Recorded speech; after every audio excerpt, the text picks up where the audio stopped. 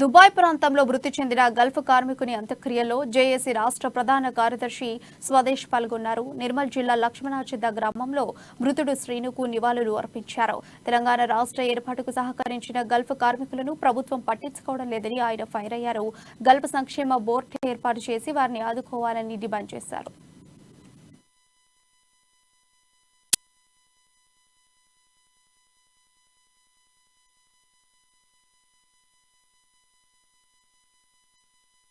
Gulf board అనేది ఏర్పాటు చేసి ఈ మన లక్ష్మణచంద మండలం నుంచి చాలామంది గల్ఫ్ దేశాలకు వలసపోతున్నారు.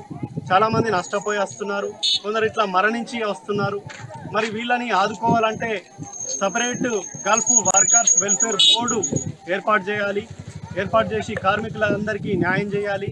ఇల్లీగల్ ఏజెంట్స్ వీళ్ళని గల్ఫ్ కార్మికుల్ని మోసం చేయకుండా మన ప్రభుత్వం చర్యలు తీసుకోవాలి. ఎంబసీలో కూడా తెలుగు వాళ్ళు ఉండి తక్షణం వీళ్ళకు న్యాయం చేసేటట్టు మన తెలంగాణ ప్రభుత్వం, భారత ప్రభుత్వం కూడా చర్యలు తీసుకోవాలి.